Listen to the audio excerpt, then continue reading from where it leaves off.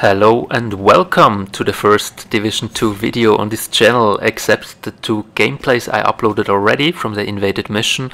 And yeah, on this video I will just give you a brief overview over the last couple days where we were able to play the private beta, give you a short summary and my impressions with the good and the negative things from the Division 2 in my opinion. As you saw in the background, some really funny stuff happened there as well.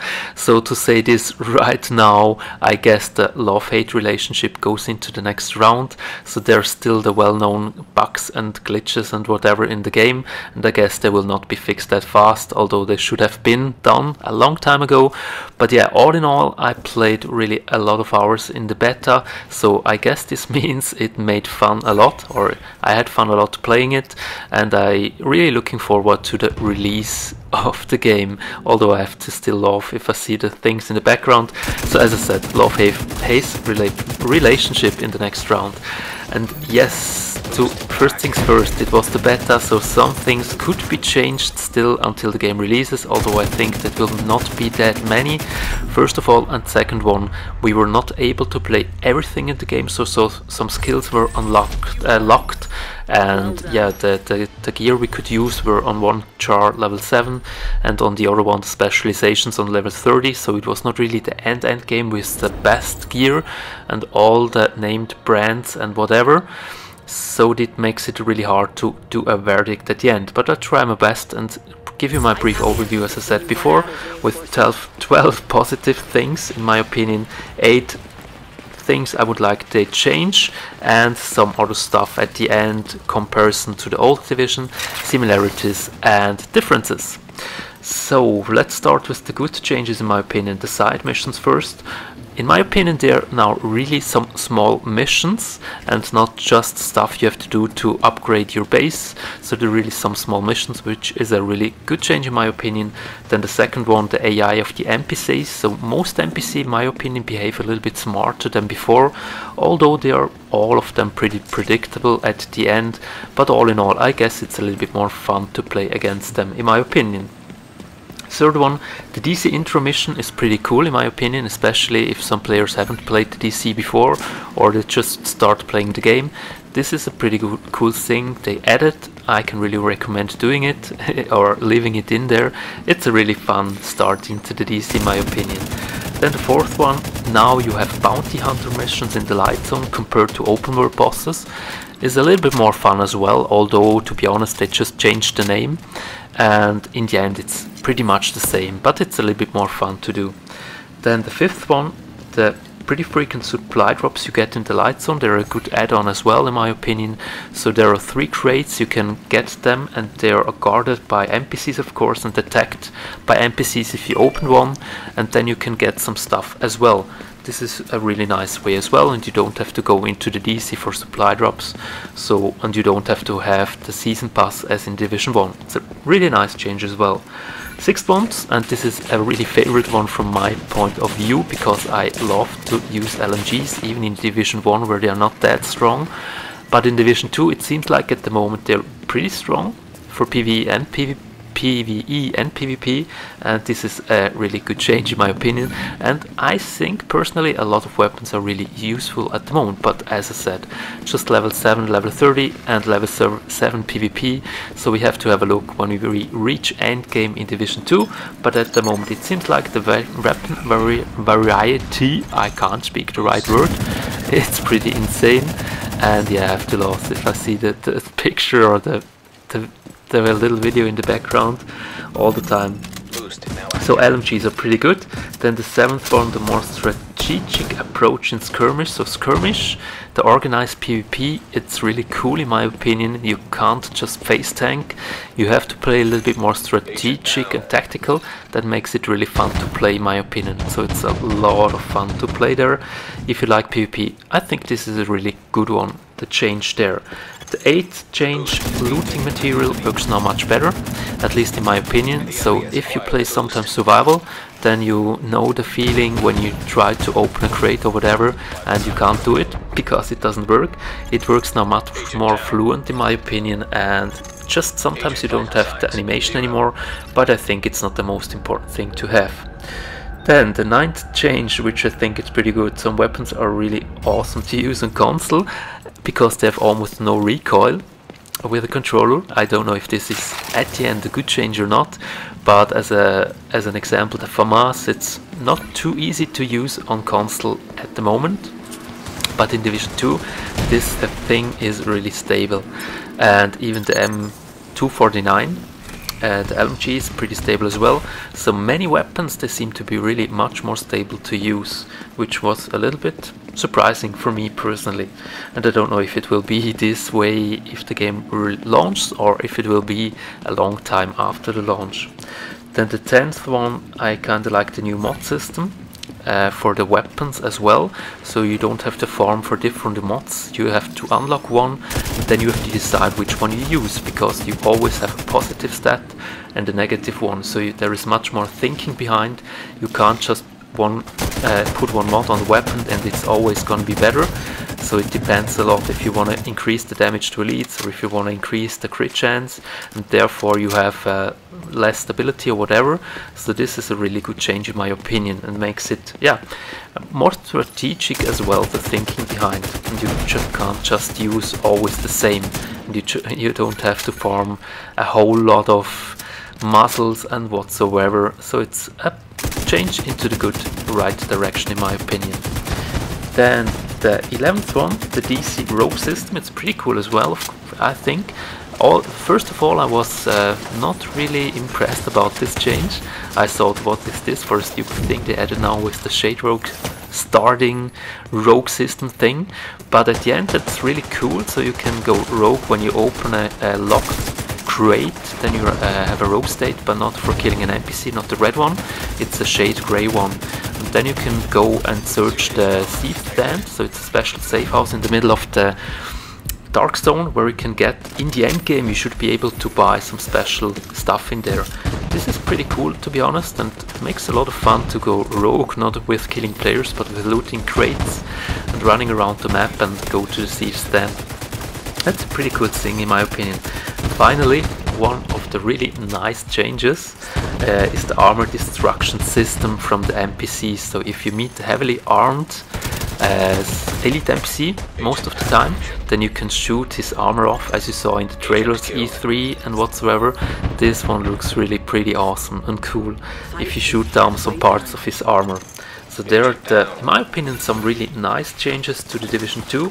Let's go ahead to the negative ones, and I don't want to list up all the common bugs and glitches and whatsoever with teleporting NPCs, running in place, get stuck and so on. It's still in the game, unfortunately. I guess we have to live with this stuff forever when we play the Division. Yeah, but let's continue with the more important ones, and the ones they can be changed, hopefully. So first of all, the movement feels really clunky, and I don't mean it's bad at all. To be honest, I kinda like the new movement system and the thinking behind, but if it works at the end, so especially if you're under pressure, it doesn't matter if PvE or PvP, then it's just sometimes a little bit too clunky to go out of cover, change position, go behind cover, whatsoever. It's just really weird at the moment. Could be, of course, that we have just to get used to it, but yeah, it's definitely a huge change. And I honestly think it will not be that much different from Chicken Dance and these things. I could imagine it will be in the game. It will be still in the game because the sidewards movement is really insanely fast, even faster than before, it seems to me. So the movement system, yeah, it's kind of clunky, and you have to get used to it really hard. Then solo DC is almost impossible in my opinion if you're not Marcus Tyler Witz or one of them, because if you get shot by 2 players or more, then you just don't stand a chance, because you're too squishy, and the NPCs hit you really hard as well, so which makes it even harder to play. And yeah, this one could be really hard. So I really like the organized PvP as skirmish, where you have to each equally strength groups fight each other, but in the Dark Zone, because you don't have a solo Dark Zone, they try to matchmake, so you can forget about it. And yeah, if you meet groups as a solo player, it can be pretty hard. So then I guess Division 1 was almost better for solo players than Division 2. And I don't think that anybody that doesn't like the Dark Zone in Division 1 will enjoy it in Division 2, which is a pretty sad thing in my opinion. Third one, the Rogues manhunts in the Dark Zone, they're not visible that good, and that's a really bad thing in my opinion as well.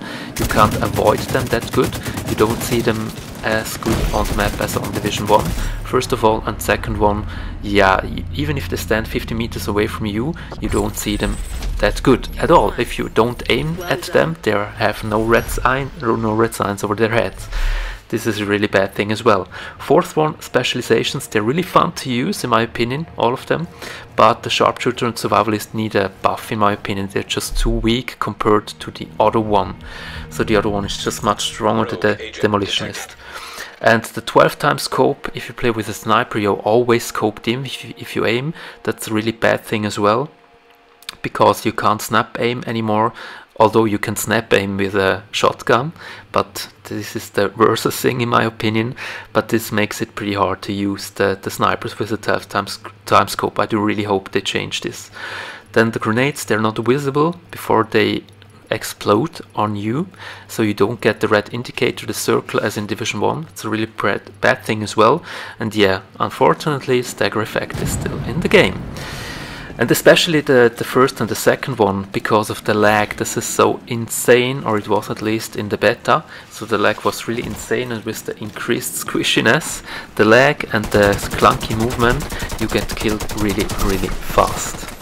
Number 7 of the changes, shock or burn, or especially shock ammo. Many NPCs use shock ammo, or they have a stick where they can shock you, some kind of rushers, and the shock lasts really, really long. It felt much longer as in Division 1, and yes, because you're much more squishy, you almost just immediately die, and I think it's just too long. Of course, we don't have the best gear, and could be that it's much better with the better gear, of course.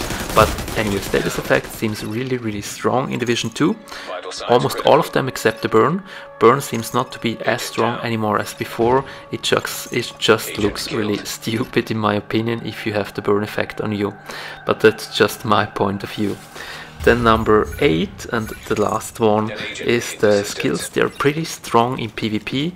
PvE I'm not quite sure at the moment, because as I said, we couldn't use all of them. And especially on console, they are really small. So compared to the turrets right now, the turrets, the drones and the seekers, they're not really big from the size.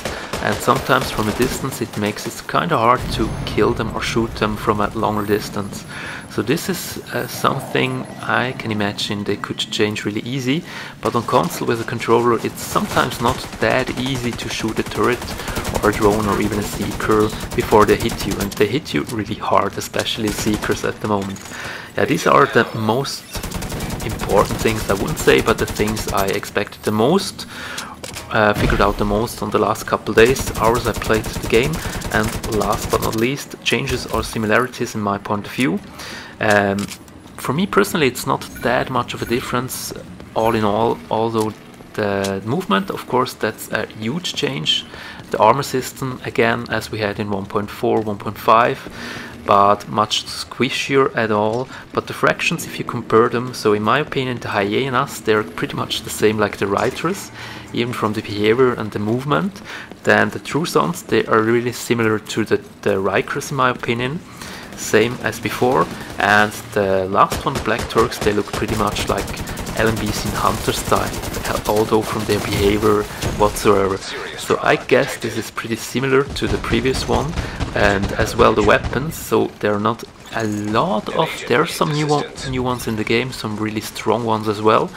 And the exotics are not longer exotics anymore, but you still find the House, the MPX, then the Showstopper still in there, the Thompson, the Urban MDR, Bullfrog, and much more. So you still find some exotics in there as well. M1A, I think the most known weapons are still in the game, and some new ones as well. I do really hope they add some new exotics or whatever they name it in the future, and you have the specialization weapons as well.